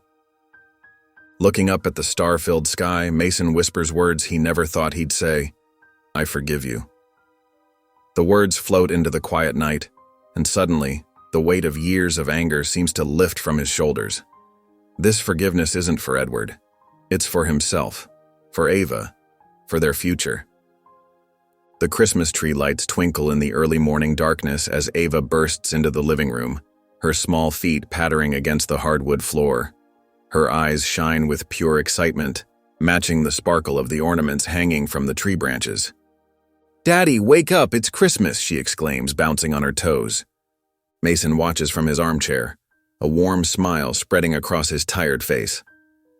Ava's enthusiasm fills the room with an infectious joy that even his heavy heart can't resist. She runs to the tree, wrapping her tiny arms around the wrapped presents beneath it. "Can I open them now?" she asks, practically vibrating with anticipation. "In a minute, sweetheart," Mason says softly. Ava nods and turns her attention to something else, the Christmas card she made for Edward. She picks it up carefully, as if it's made of glass, and carries it over to Mason. Her face grows serious, almost contemplative. "Can I give this to Grandpa now?" she asks innocently. Mason's throat tightens as he gently takes the envelope from her small hands. He opens it slowly, careful not to tear the paper. Inside, written in Ava's wobbly handwriting with different colored crayons, are the words, "My wish is for Grandpa to get better." Tears well up in Mason's eyes as he reads the simple message. He pulls Ava into a tight hug, his voice thick with emotion. "He heard you, sweetheart. He heard you." Ava snuggles into his chest, quiet and content. There's a peace in her acceptance that Mason finds both heartbreaking and healing. She doesn't cry or question. She simply holds on to her father, offering comfort in her own innocent way. Later, as the morning sun begins to peek through the windows, Ava hands Mason a small package wrapped in construction paper and decorated with stickers. "I made this for you, Daddy." Inside is a photograph of the three of them, Mason, Ava, and Edward, taken during one of their last visits together. Around the photo, Ava has drawn her family in crayon, complete with hearts and smiles. "I love you, Daddy," she says softly, her eyes full of pure love. "I love Grandpa too." Mason pulls her close, his heart full of gratitude for this precious child who taught him how to forgive. "I love you too, sweetheart," he whispers into her hair. This Christmas feels different, more meaningful than any before. The presents under the tree seem less important now. Instead, the real gift is the healing that Ava's pure heart has brought to their family. The night wraps around Mason's apartment like a thick blanket, quiet and still. The Christmas tree lights cast soft shadows on the walls as Mason sits alone by the fireplace, a glass of whiskey untouched in his hand. The day's excitement has faded into peaceful silence with only the occasional crackle of burning wood breaking the stillness. Mason looks down at Edward's letter still sitting on the side table. Ava's laughter from earlier echoes in his memory, pure, innocent, and healing. For the first time in years, the weight of anger that had been his constant companion feels lighter, almost gone. His phone buzzes, breaking through his thoughts. Sophia's name appears on the screen. Mason ... Her voice is soft, careful. "I think you should come. Edward's gone." The words hit him differently than he expected. There's no surge of bitter satisfaction, no remnants of the old hatred. Instead, a quiet acceptance settles over him. Mason stands, setting down his untouched drink. "I'll be right there," he says simply. The drive to Edward's mansion feels surreal. Christmas lights twinkle from neighboring houses, and the snow falls gently against his windshield. When he arrives, Sophia is waiting at the door, her eyes red but composed. "He went peacefully," she says, leading him inside. Edward sits in his favorite leather chair by the grand fireplace, looking as though he's merely fallen asleep. His face is relaxed, peaceful, a soft smile playing at the corners of his mouth. The room still holds his presence, but it's gentler now, free from the tension that had defined their relationship for so long. Mason approaches slowly, taking in the scene. Edward's hands rest loosely in his lap, still holding Ava's Christmas card. The sight touches something deep in Mason's heart. Kneeling beside the chair, Mason looks at the man who had been both his enemy and, in the end, something close to family. "Thank you, Dad," he whispers, the words coming naturally now. "I finally understand." The snow continues to fall as Mason steps outside, needing a moment alone. He tilts his head back, looking up at the vast night sky. Stars peek through breaks in the clouds, twinkling like distant Christmas lights. One star shines particularly bright, catching his eye. "Goodbye, Edward," Mason whispers into the quiet night. "Merry Christmas." Standing there in the gently falling snow, Mason feels truly free for the first time in years. The bitterness that had fueled him for so long has melted away, replaced by something lighter: understanding, forgiveness, peace. The lawyer's office feels too small for the weight of the moment. Sunlight streams through tall windows, casting long shadows across the polished wooden desk. Mason sits rigidly in a leather chair, his hands clasped tightly in his lap. Beside him, Ava swings her legs back and forth, clutching her stuffed bear, the one Edward had given her. Sophia stands near the window, her usually composed face showing hints of emotion. The family lawyer, Mr. Patterson, adjusts his glasses and begins reading from a thick document. "The last will and testament of Edward Halloway," he begins, his voice steady and clear. Mason's heart pounds in his chest as he listens. "I, Edward Halloway, being of sound mind, hereby leave everything to my daughter's child Ava and her guardian Mason Brooks." Mason's breath catches in his throat. He glances at Sophia, who gives him a small, knowing smile. Mr. Patterson continues reading, his voice growing softer. "You were never my enemy. You were always my son." The words hang in the air, heavy with meaning. Mason's hands begin to tremble as years of anger and resentment dissolve into understanding. Ava tugs at Mason's sleeve, her eyes bright with innocence. "Daddy, does this mean we can stay in our new house forever?" Mason pulls her close, unable to speak for a moment. Mr. Patterson clears his throat and continues, explaining the details. Halloway Enterprises, the family fortune, properties. Everything now belongs to Mason and Ava. "Edward was very specific about this," Sophia says softly. "He trusted you, Mason. He wanted to make up for the lost years." Mason nods, tears blurring his vision. He thinks of Edward's final days, of the peace they found together, of forgiveness. As they drive home, Mason steals glances at Ava in the rearview mirror. She holds her stuffed bear close, humming quietly to herself. The morning sun catches her face, and for a moment, she looks just like Camille. "We're going to be okay, sweetheart," Mason says, his voice strong and sure. The words feel right, true in a way they haven't before. They pull into their driveway and Mason feels it. Real peace, settling deep in his heart.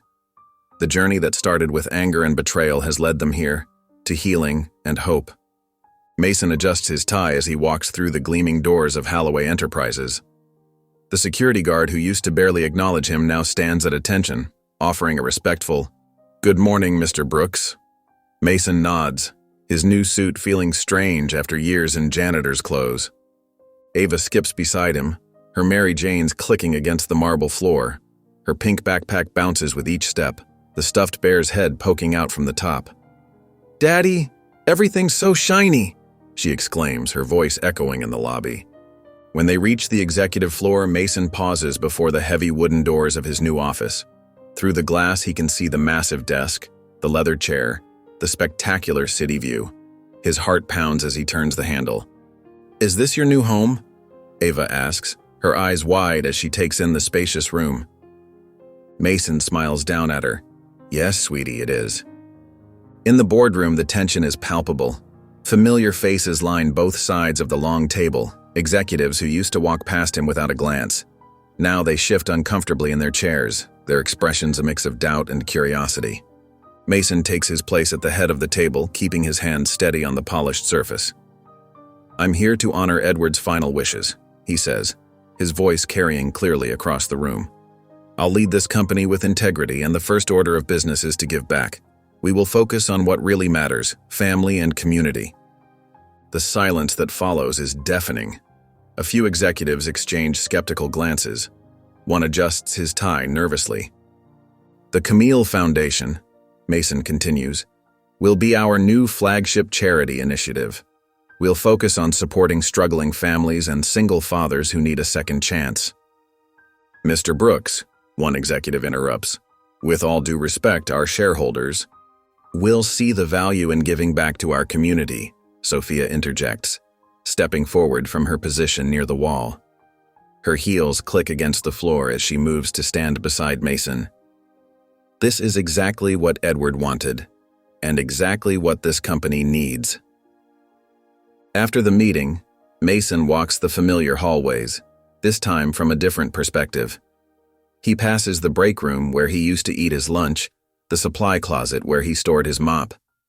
When he sees Jimmy, his old colleague from the janitorial staff, Mason stops. "Mr. Brooks," Jimmy says awkwardly, starting to step back. "It's still just Mason," he says, extending his hand. Jimmy's firm handshake brings a smile to both their faces, a moment of understanding passing between them. Near his office window, Ava sits on the floor making her stuffed bear dance in the sunlight. Mason watches her, feeling for the first time that he truly belongs here. Not as an outsider, not as an enemy, but as someone who can make a difference. Mason stands at the head of the boardroom table, his presence commanding yet humble. The morning sun streams through the floor-to-ceiling windows, casting long shadows across the polished wood. 20 pairs of eyes focus on him, waiting. "Edward Halloway built this company from nothing," Mason begins, his voice steady. "But his final lesson to me wasn't about profit margins or market share.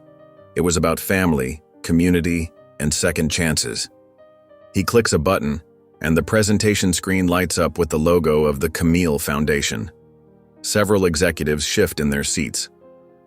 "Starting today, we're launching a comprehensive community outreach program," Mason continues. "The Camille Foundation will focus on supporting single parents, providing educational resources, and offering career mentorship." Richard Stevens, a longtime board member, clears his throat. "With all due respect, Mr. Brooks, this sounds expensive. Our shareholders dash." "We'll see the value," Mason interrupts firmly. "For every hour our employees volunteer, we'll match it with foundation donations. We're not just a corporation anymore. We're becoming a force for positive change." Later that afternoon, Mason walks through the office floors. He stops at Sarah's desk in accounting, asking about her son's baseball games. In IT, he listens to James's ideas about implementing a tech training program for underprivileged youth. The atmosphere feels different. Where there was once cold efficiency, there's now warmth. Employees smile more, talk more, share more. Not everyone embraces the change. In the break room, Mason overhears whispers of doubt. "He's going to run this company into the ground," someone mutters. But Mason keeps moving forward. At the Foundation's first board meeting, Mason presents detailed plans for their initiatives. "We'll start with job placement programs," he explains, "then expand into housing assistance and childcare support." The skepticism is visible on some faces, but Mason thinks of Edward's final days, of forgiveness and second chances. He won't back down. That evening, Mason arrives home early. Ava sits at the kitchen table, surrounded by colored pencils and paper. Her stuffed bear watches from a nearby chair. "I like it when you come home early, Daddy," she says, looking up with a bright smile. Mason sits beside her, loosening his tie. "Me too, sweetheart," he says softly. "Me too." The morning air is crisp and clean as Mason and Ava make their way through the cemetery's winding paths. Spring flowers dot the landscape with splashes of yellow and purple, their sweet scent carried on the gentle breeze. Ava clutches a bouquet of white lilies, Edward's favorites, in her small hands. Mason's footsteps slow as they approach Edward's grave. The headstone is elegant but simple, just like Edward would have wanted. Fresh grass has begun to grow over the recently disturbed earth, nature's way of healing what was broken. "Here we are, sweetheart," Mason says softly, watching as Ava approaches the grave with careful steps. She places the lilies gently against the stone, arranging them with the kind of care only a child can show. Mason feels his throat tighten as he watches her, remembering how quickly things had changed, how hatred had transformed into understanding and eventually into peace. Kneeling beside the grave, Mason runs his fingers over the engraved letters of Edward's name. The morning dew dampens his knees, but he hardly notices. Ava stands close to him, her small hand finding his shoulder. "I miss Grandpa," she says simply, her voice clear and innocent. Mason nods, memories washing over him like waves. He remembers Edward's last days, the way he fought to make things right, the legacy he left behind. "Thank you, Edward," he whispers, his hand resting on the cool stone. "You did right by her." Ava pulls a folded paper from her pocket, a drawing she made just that morning. With great care, she places it among the flowers, Mason's heart swells as he sees what she's drawn. 3 figures holding hands, surrounded by hearts and flowers. Their family whole and complete, just as Edward had wanted. Mason realizes that while he had struggled with forgiveness, Ava had never needed to learn it. Her heart had always been open, ready to love her grandfather without condition or hesitation. And now, finally, Mason's heart has found that same peace. They sit together in comfortable silence, listening to the birds singing in nearby trees. The morning sun warms their faces as they share this moment of remembrance and gratitude. When it's time to leave, Mason stands and takes Ava's hand. As they walk away from the grave, Ava looks up at him with curious eyes. "Daddy, do you think Grandpa is happy now?" Mason squeezes her hand gently, a soft smile crossing his face. "Yes, I do." And he means it. The weight of the past has lifted, replaced by a sense of completion he never thought possible. They've found their closure, their peace, their way forward. Together. The morning sun bathes the grand estate in a warm, golden light as Mason and Ava stand before their new home. The sprawling mansion, with its elegant architecture and well-maintained gardens, represents more than just a house. It's their fresh start. Mason's hand trembles slightly as he turns the key in the lock. "Ready, sweetheart?" he asks, looking down at Ava. "Yes." Ava bounces on her toes, barely containing her excitement. The door swings open, revealing a sun-filled foyer with gleaming hardwood floors and crystal chandeliers. Ava's eyes widen with wonder. Without hesitation, she darts inside, her footsteps echoing through the empty halls. "I want to find my room," she calls out, already halfway up the grand staircase. Mason takes a deep breath, letting the warmth of the house wash over him. He walks slowly through the main floor, his fingers trailing along the smooth walls. Each room tells a story. Photos of Camille and Edward line the hallways, capturing moments from years past. In the living room, a large portrait of Camille catches his eye. She's young, maybe 16, her smile radiant and full of life. Mason pauses, studying her face. "Daddy!" Ava's voice rings out from upstairs. "I found the perfect room. It has a window seat." Mason smiles, following her voice. He finds her in a spacious bedroom with pale blue walls and large bay windows overlooking the garden. Ava is already planning where to put her toys and books. "Can we paint it purple?" she asks, twirling in the middle of the room. "Of course we can, sweetheart." As the day progresses, they unpack boxes and arrange furniture. Ava spends hours in the garden, discovering hidden paths and flower beds. Mason takes a moment to visit Edward's study, a warm, wood-paneled room filled with books and memories. He sits in the leather chair behind the desk, feeling an unexpected sense of peace. When evening arrives, they sit down for their first dinner in their new home. The dining room table seems enormous with just the two of them, but somehow it feels right. Ava beams at him from across the table, her face glowing in the soft light. "This is the best day ever, Daddy," she says, her voice full of joy. Mason raises his glass of water and Ava mimics him with her juice. "To new beginnings," he says softly. Their glasses clink together, the sound echoing through their new home, a home filled with possibility and hope. Mason stands before the ornate mirror in his new office, adjusting his black bow tie with slightly trembling fingers. The distant murmur of conversation from the ballroom below drifts through the halls of Holloway Enterprises. Tonight marks his first major event as CEO, the annual charity gala. "Here, let me help," Ava says, reaching up to straighten his tie.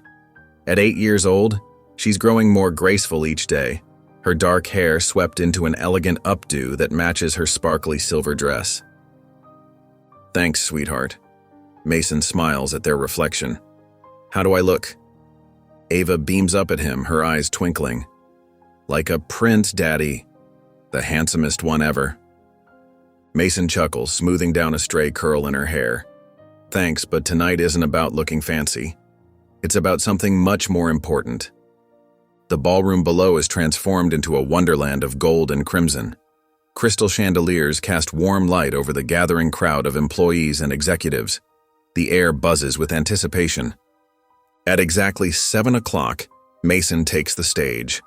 The spotlight finds him, and the room falls silent. He can feel the weight of every gaze, especially the board members, their expressions still tinged with skepticism about the former janitor who now leads their company. Mason takes a deep breath, his eyes finding Ava in the front row. She gives him a tiny thumbs up and his nervousness melts away. "It's been quite a journey," he begins, his voice steady and clear. "But I stand here tonight not because of my success or position. I'm here because of something far more valuable: family."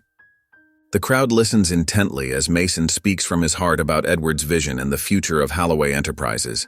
He outlines the Camille Foundation's latest initiative, a comprehensive scholarship program for disadvantaged students. "This company isn't just about profits," Mason continues. "It's about lifting others up, about remembering where we came from, and about giving back to those who need it most." He notices several board members nodding approvingly, their earlier skepticism replaced by genuine interest.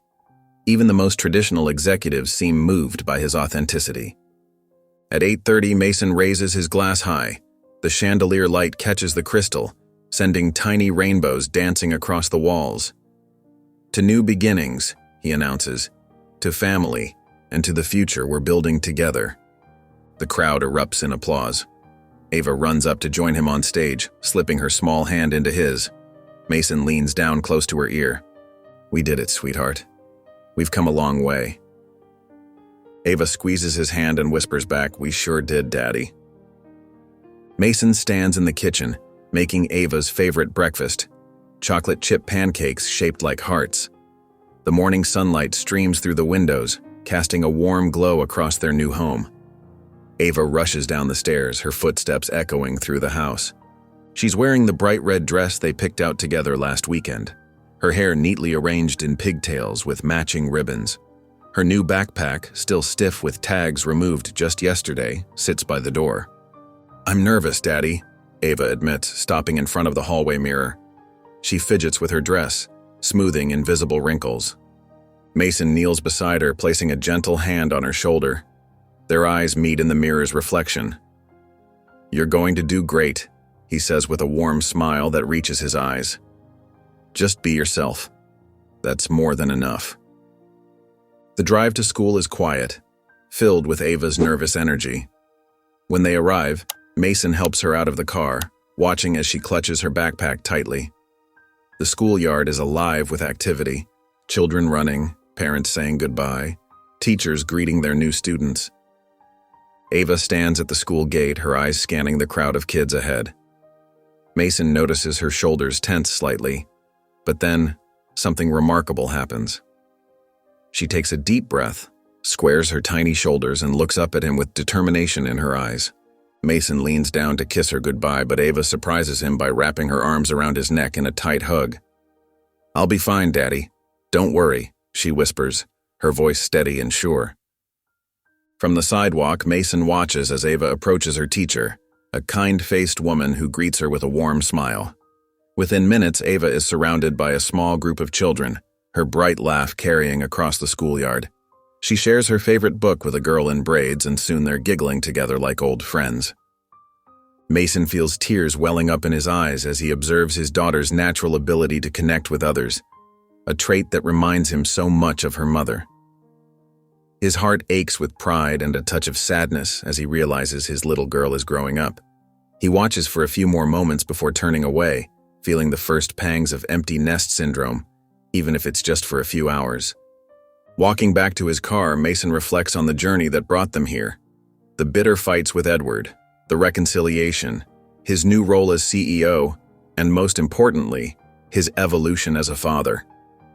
Mason stands at the front door at exactly 3:15 p.m., unable to focus on work until he knows how Ava's day went.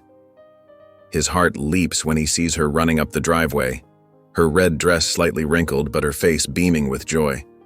Ava bursts through the door, her pigtails slightly askew but her eyes bright with excitement. "Daddy, I made 3 new friends today," she exclaims, dropping her backpack and launching into his arms. Mason laughs, holding her close as she chatters about her new friends, her teacher, and the books they read. Her happiness is contagious, and he feels his own heart swell with pure joy as she recounts every detail of her day. Mason sits at the heavy oak dining table, surrounded by stacks of yellowed papers and worn manila folders. The room is quiet except for the gentle rustling of documents as he sorts through them. Legal papers, old contracts, and various records from Edward's estate fill the space around him. His fingers pause on a cream-colored envelope slightly worn at the edges. His name is written across the front in Edward's distinctive handwriting. The date stamp shows it was written exactly 1 year ago. Mason's heart skips a beat as he realizes this must have been one of Edward's final letters. He turns the envelope over in his hands, studying it carefully. The paper feels delicate, important somehow. Mason hadn't expected to find anything new from Edward, especially not now, months after his passing. With careful fingers, Mason breaks the seal and unfolds the letter.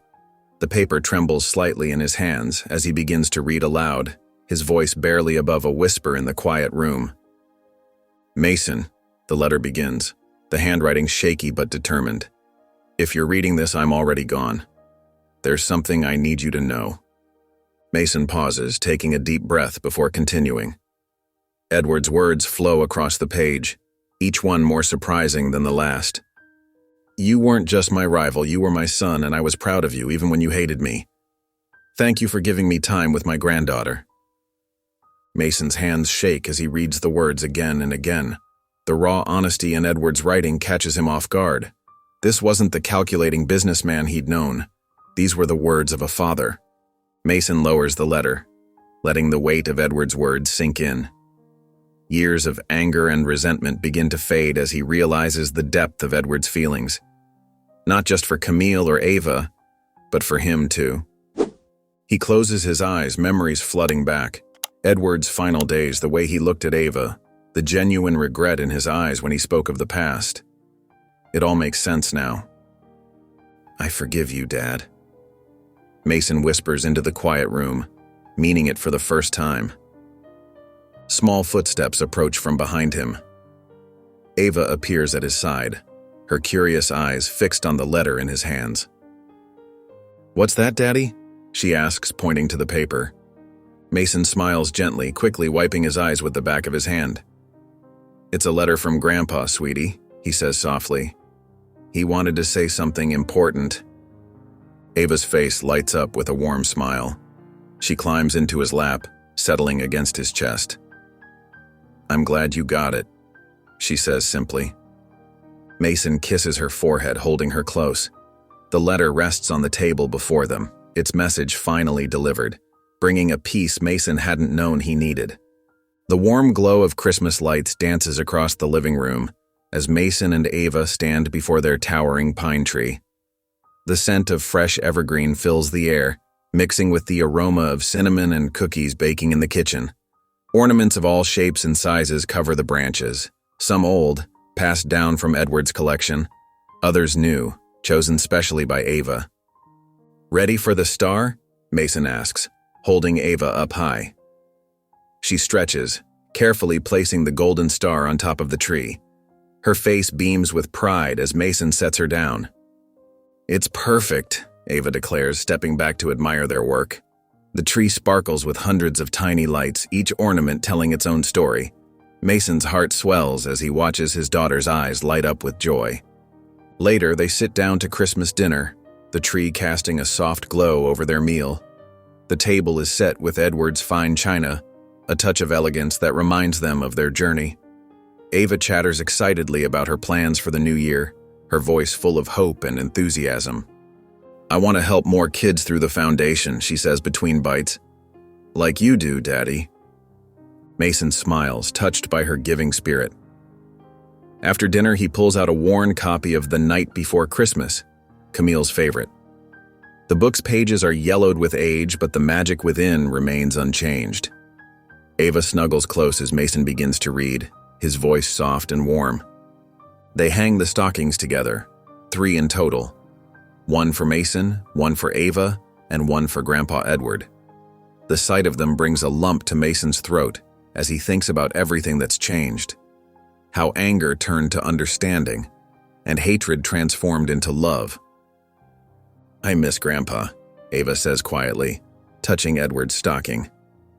Me too, sweetheart, Mason replies, pulling her close.